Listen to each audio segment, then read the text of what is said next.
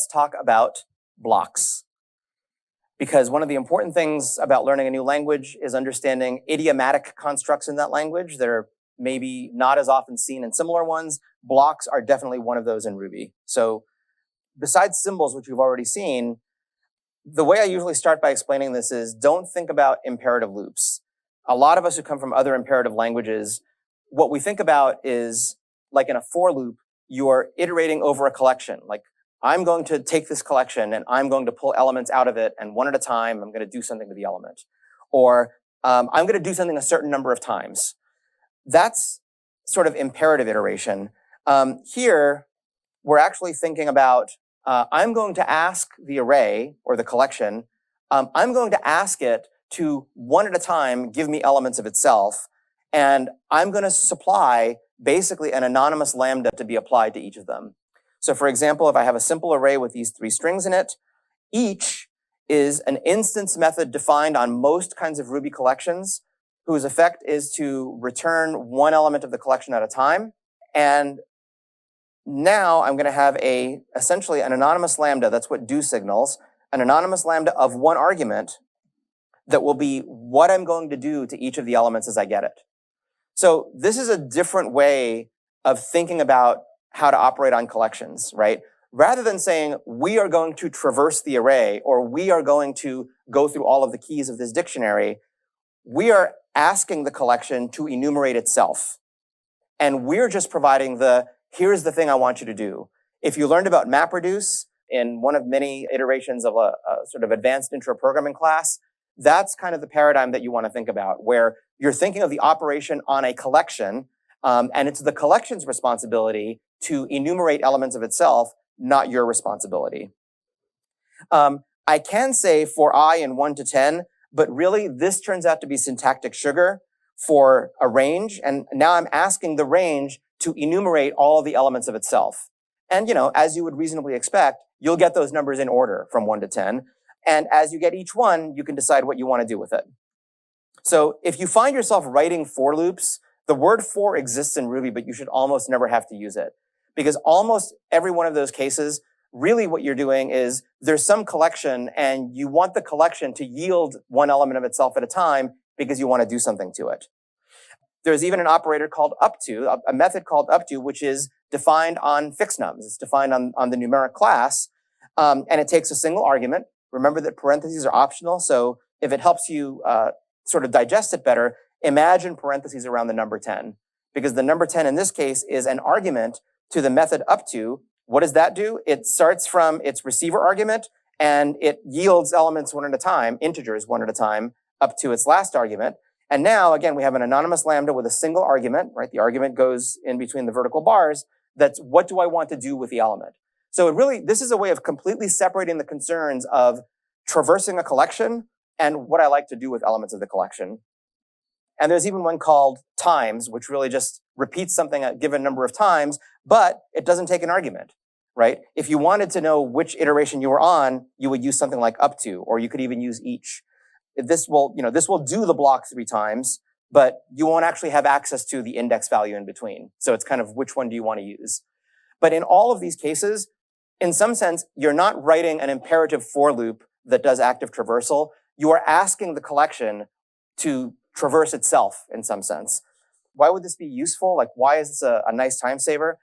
Let's imagine that I have a bunch of methods that do an interesting thing to a collection of strings.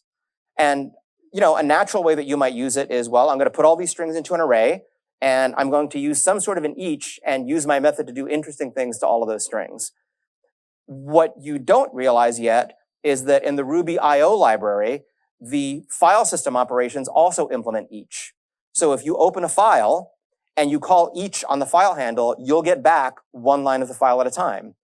In fact, if you open a CSV file like a spreadsheet, you'll get each row of the spreadsheet one at a time. So all of your existing functions, as long as they're not making assumptions about what kind of thing you're iterating over, the only thing you're concerned about is, does that thing respond to each?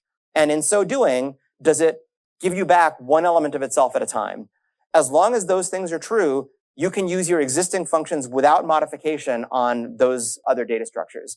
The same thing that you designed to iterate over an array of strings, could iterate over the lines of a file, or it could iterate over the rows of a CSV, or the results that come out of a database when you do a database query, because in every case, it's the collection's responsibility to one at a time give you back elements of itself. So this is how kind of all of these things are done in Ruby. And because of that, collection idioms are ubiquitous. There is a whole family of methods and idioms that are designed to be useful things to do to collections. For example, I can sort a collection. You might ask, and this is actually a great question, when I say x.sort, I mean, x may itself be an array, but we don't know what kinds of things are in the array. Is it an array of strings, an array of symbols, an array of integers? And so you might naturally ask, what is the comparison function that's going to be used to do the sorting?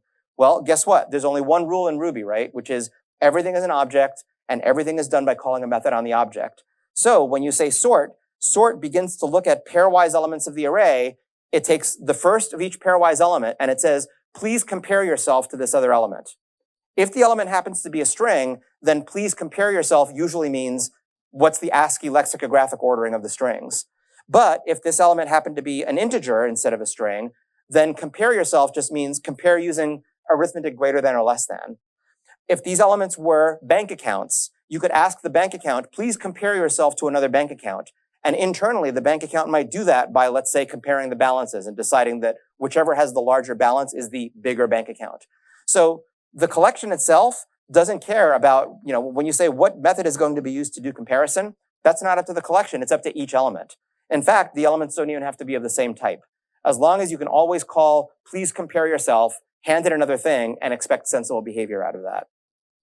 You can also, and here's an example of the notation I saw before, unique is part of the standard Ruby collection library that says, given the collection X, return a copy of it where duplicate elements have been removed. So basically, give me back the unique elements in the collection. And then on that collection, I can call reverse, which just means reverse the elements of the collection. Right, so this is an example of the a.b.c syntax that we said before.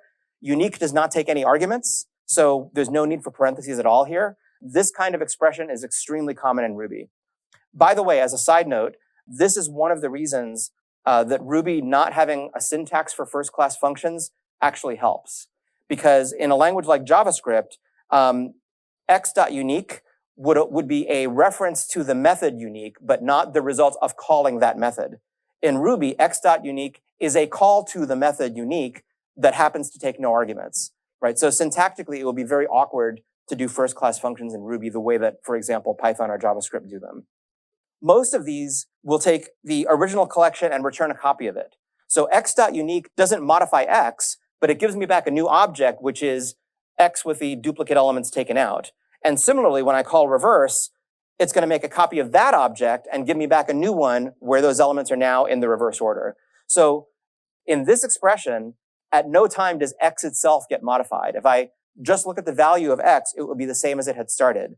But if I say x.reverse bang, or x.reverse surprise, or however you pronounce exclamation mark, that's a mutator.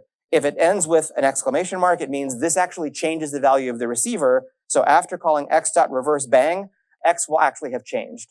Right, so there's a few methods that have both a non-destructive, where you get back a copy, and a destructive, where you deliberately are trying to modify the element in place for whatever reason. We also have map. Again, if you remember MapReduce, this is all over the place in Ruby. I'm basically going to say, I'm going to specify something to do to every element. Because I'm getting elements one at a time, then this is just a function of one argument. And look, I can call reverse on a thing. Didn't I just call reverse on an array? Well, guess what? I can call reverse on a string too. There are two different methods that happen to have the same name, and they do what you expect. If you call reverse on a string, you get back a copy of the string, but with the letters reversed. So again, it doesn't care, right? When I say take it for each element of the collection that the collection is going to give me, call reverse on that element. The only thing that matters is whether that element knows how to respond to reverse. The way that it implements whatever reversing means is entirely up to it.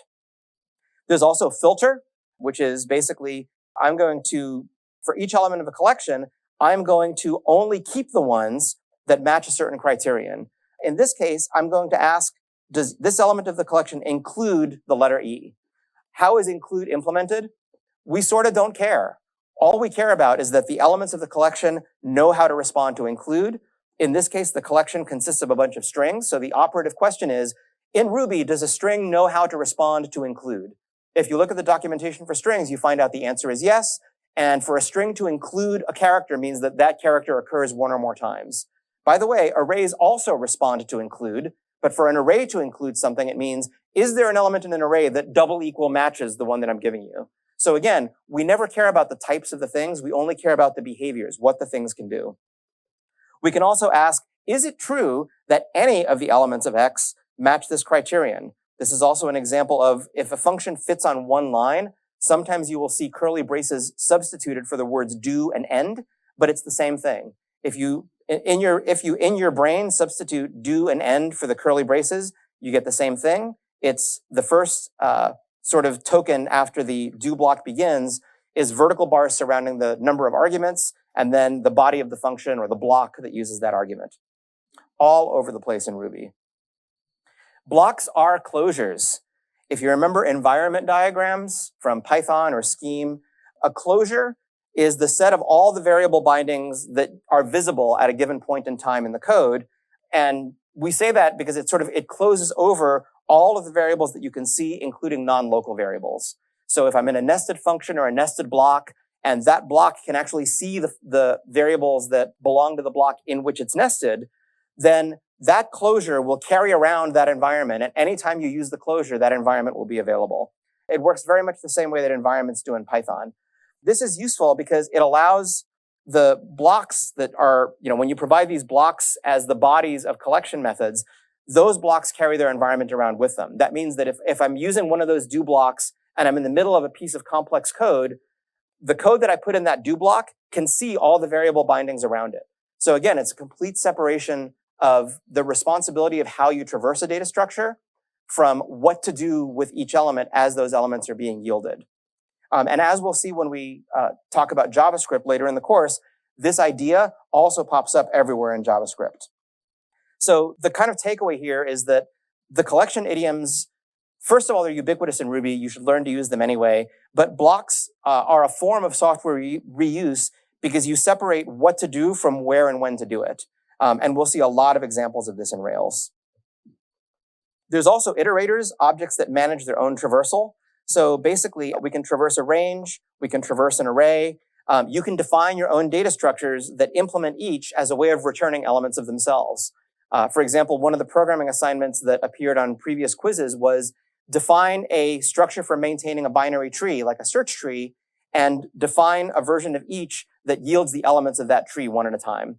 So again, things that are idiomatic to the language, this is probably, in the top 3, right? Blocks and doing everything as collections. If you are thinking in terms of writing a for loop, take a step back and think about what is it that I'm really trying to do? Because usually what you're trying to do is do something to every element of a collection. And there's almost always going to be a more idiomatic way to do it with this sort of functional flavoring.